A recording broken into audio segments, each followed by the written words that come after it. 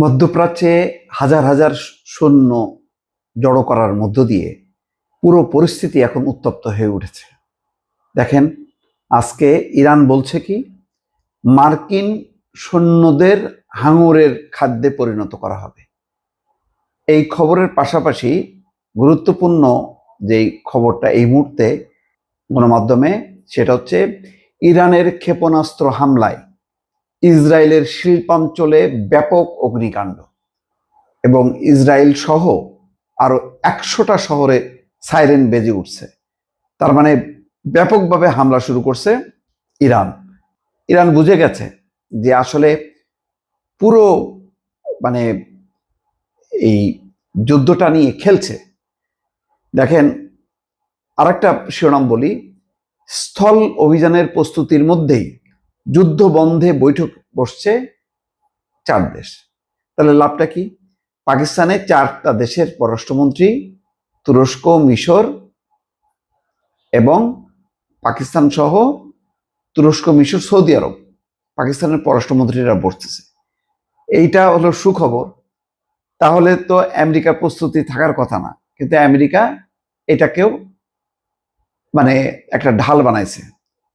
তো সেই কারণে ইরান এখন সর্বাত্মক যুদ্ধের প্রস্তুতি নিয়েছে। সেই কারণে বলা হচ্ছে, ইরানের জেনারেল বলছে যে মার্কিন সৈন্যদের হাঙরের খাদ্যে পরিণত করা হবে।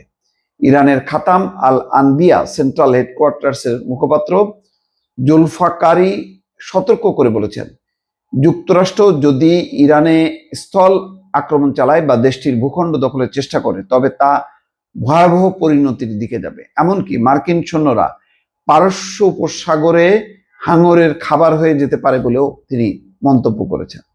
রোববার দিয়ে এক বিবৃতিতে তিনি বলছেন, যুক্তরাষ্ট্রকে এই ধরনের কোনো পদক্ষেপ থেকে বিরত থাকতে সতর্ক করেন। তিনি বলেন, এমন কোনো আক্রমণ মার্কিন বাহিনীর জন্য কঠোর এবং অপমানজনক পরিণতি ডেকে আনবে। তিনি মার্কিন প্রেসিডেন্ট ডোনাল্ড ট্রাম্পের বরাবর ইরানে স্থল অভিযান এবং পারস্য উপসাগরের দ্বীপগুলো দখলের হুমকিকে অবাস্তব বলে উল্লেখ করেন। ধারণা করা হচ্ছে যে খার্ক দ্বীপটা দখল করাই হচ্ছে উদ্দেশ্য। এটা হচ্ছে ইরানের প্রধান তেল উত্তোলন বা সঞ্চালন কেন্দ্র। তার দাবি, এসব পরিকল্পনা বাইরের চাপের প্রভাবে নেওয়া হয়েছে এবং এতে মার্কিন নেতৃত্বের অবস্থান অসঙ্গত এবং অবিশ্বাসযোগ্য হয়ে উঠছে। জুলফাকারি বলছেন যে যুক্তরাষ্ট্র এমন এক সামরিক নেতৃত্বের হাতে কমান্ড দিয়েছে যার সিদ্ধান্তগুলো মার্কিন বাহিনীকে মরণ ফাঁদে ফেলে দিয়েছে।